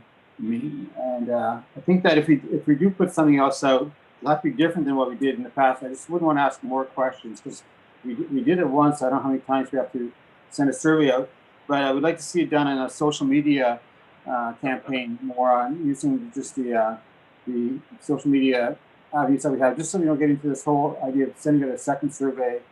I'm not really in support of a second survey going out, a paper survey being mailed to everyone and asking for their input, because we gave them an opportunity to have input already. Maybe we want to say this is how far we are along now, and maybe more input, but I think people have had, I think we've heard, I feel like I've heard enough from the residents to get an idea of where they're at. I just don't see a reason to redo it again. If that's, maybe I'm not understanding what we want to ask again. Yeah. So yeah, the way I understand what you're saying is you wouldn't mind seeing like a social media survey, like on our website. Yeah, our website, our Facebook, and our app. Yeah. I'd say Facebook app and all that, but just to print out another survey and mail it all out again and wait for it to drop off and all that, I don't think we'd have to redo the process. I think we'd be repeating a process we already did. Okay. Maybe I'm misunderstanding what we're talking about here, but. Right. I think we asked a lot of questions before about our landfill and our playground and our ball field, and we need to get more information regarding business, how the municipalities run, any opportunities that somebody might see out there for us that we could go after, any threats out there that we need to be aware of that would impact our operation or our municipality in general. I think that's the type of things we need to ask. And I don't disagree with you only doing it by social media. However, I think that if someone was to hear, a lot of people are looking at social media, and there's various platforms for that. But I think if someone heard about it and asked us for one to be mailed to them, we should be able to do that for them, right? Mm-hmm. So that nobody's left out. So Heather, I'm going to go to you next. Dean, I see your hand up. I'm going to get to you. Okay. Heather, your thoughts? I would like to see it condensed. I would not like to see, 22 questions. I would like most 10 be very focused to the SWOT. Basically, what are, how much does it cost to, basically bang for our buck? What are we getting? What costs the most? What do you think, is where our expenses are, where our strengths are? I just want to go that way. I don't want to go so specific, and I agree with the social media and sending out a report or another one if they don't have social media. That's it. Okay, thank you. Dean? I think I have an answer to put everyone's mind at ease. I think that what we want to do is we want to this is my idea. I don't know if others agree, but actually I think it was Cindy's idea. She said her suggestion is that we invite the public to participate in the SWOT analysis. What she's screen sharing, we could simply share that. Just a little diagram explaining what it is, and say, if you have more comments, we will take them by a specific date. So not specific questions, just open to more comments. We take the comments that we already have in our survey, because there are some there, and councilors are also invited to do their own SWOT analysis as well. And then Cindy's going to, and staff are going to put that together and improve upon it. And we're going to take that working document with the input from everybody, public, council, and staff, and we're going to try and condense it into a usable SWOT analysis. Yeah. Okay, thank you. That's all really good. I think it's important, though, that we do have staff involved as well, so they know. They can tell us what they think our threats and strengths are as well. And that was mentioned in, I think it was the St. Charles one that talked about that. That was very important for staff input in the SWOT analysis. I like the idea of that graphic that's on the screen, really. Then you're not really asking any questions, you're leaving it up to everybody else to tell us what they think. Would you agree, Sandy, or yes or no? Yes, I do. And Dan? Yes, something in that line would be good. I'm also open to having it in our newsletter as well. That reaches people without internet, just a single page in the newsletter. Yeah. Heather? Yeah, looks perfect. Okay. And Dean? Yeah, I think that if we have agreements, so we just have to pick a specific day when we want to have this input back by in advance of a meeting, and allow Cindy to have enough time to collect the information. And I support using the graphic that she has right on the screen or something similar, condensed newsletter, social media. Thank you. Okay. So this is going to take considerable time to do, right? We're going to have to get it developed, post it, receive responses, gather those, chart them. And we have to remember that the strategic plan is a mandated plan by the province of Ontario. that we have completed. If we don't complete it, then we're not going to be eligible for funding in the future for some items as they come up. So it's not a waste of time by any means, and I'm hoping that we can. I'm hoping that the community municipality knows that we're trying to do something for the municipality's benefit, right? Which would save taxes and all that kind of great stuff. So I think I had an agreement from you all, because I never seen anybody waving their hands or anything like that, saying that I said that I thought that we had to move ahead with the SWOT analysis before we could get to the next item on the agenda. And I just want to verify that, if everybody feels the same way. And if they do, then unless Cindy has anything she wants to say to us, then I'd like to move on to adjournment for this evening. So Sandy, I'd like to have your opinion on that, please. I agree with you. Until we have this information, we can't move on to the next step. Okay. Can I ask Cindy that maybe you could find out what it would cost us to have a SWOT analysis done by some agency, just for a guesstimate? Just a SWOT analysis? Okay. Yeah, just to see what that would cost us, right, towards this strategic plan. Okay. Okay, Dan, your thoughts on that we do the SWOT before we go on to the next item on the agenda? Yes, I don't know what the, yes, I agree. You sound like you have questions, sir. Number 4 was, I'm trying to think of what, I don't think we have any issue that's stopping us from moving forward with that plan. I don't think we have a big overhanging issue in our township. I think we're pretty clear to go. We're run pretty smoothly, I think. Yeah, that would be our thoughts on that, plus our residents, plus our staff, plus what everyone feels about it. Yeah. That's my understanding of it. Okay. Heather? I agree with what you said. Yeah, we can't move ahead unless we know where we're moving to. It seems redundant for us to move ahead and then backwards pedal if we find out that, we're off base. But I don't know if I even want to spend any kind of money with. If we have, these are all very valid questions, but I guess make a couple phone calls. I guess it wouldn't hurt, but I can't imagine it costing, a little bit of money. But I just want to move ahead with what we got. Yeah, not how much, that's all. Yeah. It's time is money as well, right? Dean, any thoughts on that?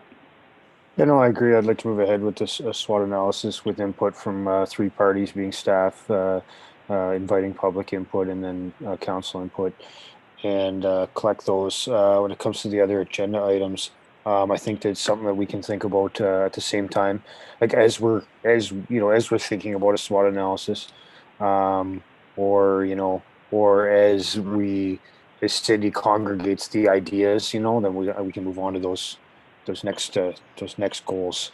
I think that the purpose of action letters 4 and 5, though, are just kind of this set of groundwork for how we're moving forward. Just, like schedule. I think it's just indicating, what are we scheduling forward. I think the facilitator is a big thing, and it's a complicated process. So just to move it ahead. Thank you. Okay. Okay. So Cindy, do you have any suggestions or any thoughts? Nope. The only thing that I would suggest is that we actually put it in directive resolution or a motion here. So can we do that at tonight's meeting, or do we have to wait till next week's council meeting to do that? Nope. We can just type one up right now. I'm just using last time's thing here. So next steps, I just want to we're going to move ahead. This is a question so that I know what to type here. We're going to move ahead with a SWOT analysis. I will prepare a document. Is that correct? Yes. I'll also investigate what it would cost for a professional to perform this. Okay. But based on what I'm hearing, most of council would prefer that we just put it out using, say, the form that I had just up on the screen there. And we'll put it out on social media within the flyer and choose a specific date that it needs to be back by. Okay. Does that sound fair to everyone? Sandy? Yes. Okay, I see Yes. Heather's thumb up in the air there. Yep. And Dean? And Dan? And Sandy's at your nose. Okay, so I think I agree. the directives then are move forward.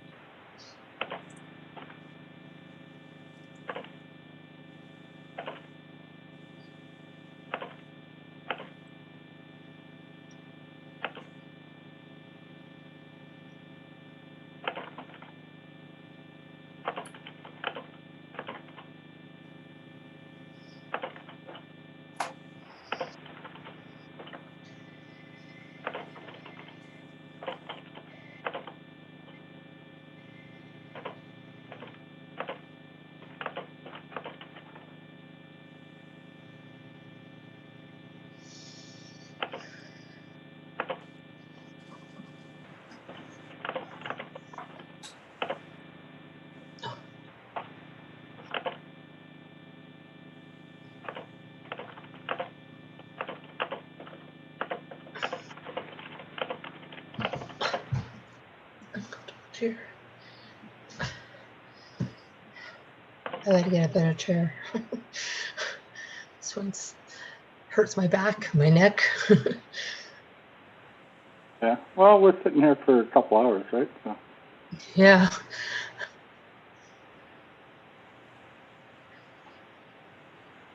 And it's the coldest room in the house. Windows all around.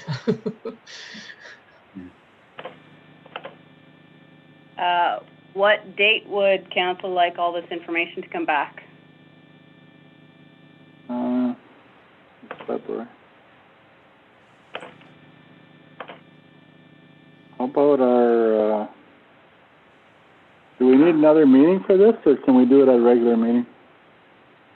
Well, the next special meeting that's planned for strategic plan is April the 6th. That's perfect. February, March. Okay, that works for me, if it works for everybody else. Works for me. I'm thinking if we ask for everyone to return the information by March 31st. Yeah. Then you can compile it by that date? Yes. That also it's a due date that everybody would recognize because that's when interim taxes will be due as well. Okay. So if people are sending information in, then they sort of do it all at once kind of thing. Yes. Does that sound reasonable? Does to me. How about you, Sandy? Yes, it does. Dan? Yes. Yes. Heather? Yes. Yes. Dean? Yes. Okay, and I say yes as well.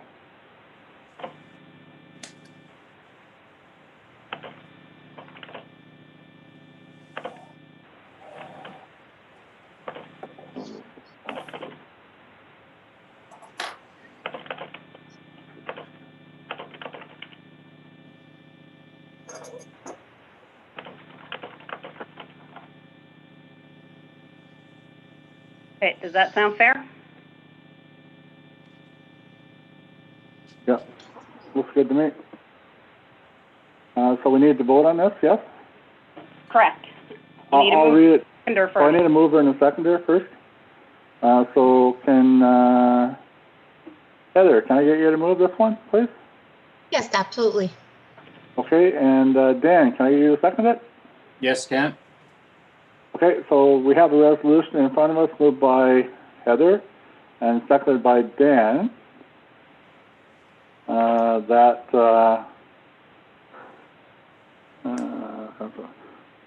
that the next meeting for the development of municipal of Calvin's strategic plan will be held on April 6, 2021, as a special meeting with council, and the directives are to move forward with a SWOT analysis using a basic form, obtaining information from the public through social media outlets and our newsletter from council and staff.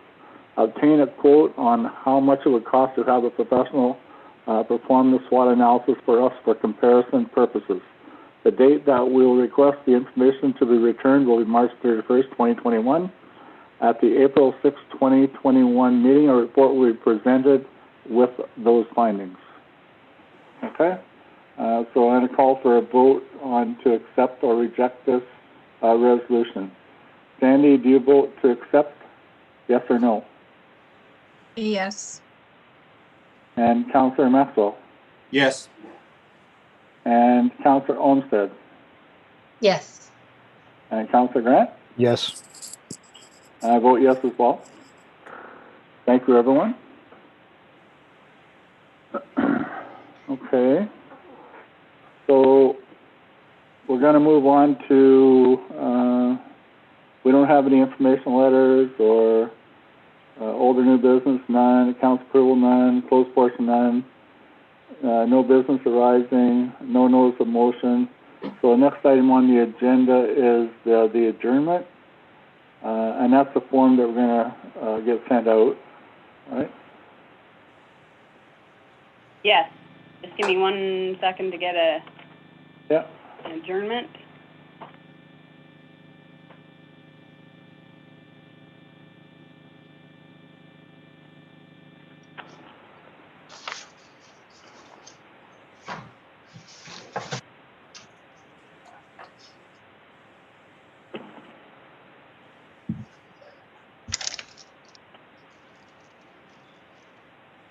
So, February 2nd. Okay. So I need a mover and a seconder. So Sandy, can you move this one, please? Yes, I can. And Dean, can you second this one, please? Yes, I can. Okay, so we have a resolution moved by Sandy, seconded by Dean, that this special meeting of council now be adjourned at 9:12 p.m. Any discussion? Sandy? No discussion. Dan? No. Heather? No. Dean? No. Okay, so I need a vote. Do you vote to accept this resolution, Sandy? Yes. And Dan? Yes. And Heather? Yes. And Cindy? Oh, no, sorry, Dean. Yes. Let's It's getting Dean. late. I'm tired. Don't worry, Mayor Penn. I won't let you get away with it. No, I'm just kidding. That's funny. Who was next in the pictures? Okay, so I vote yes as well. Councillor Grant, you did say yes? Yes, I did say yes, and all Okay. that laughter. Yes. Can we erase that from the recording, please? Oh. Anyway, okay, so thanks, everyone. Stay safe, and we'll see you at the council meeting, next council meeting, okay? Take night. care. Have a good night. Good night. Good night. Bye. Good night. Bye.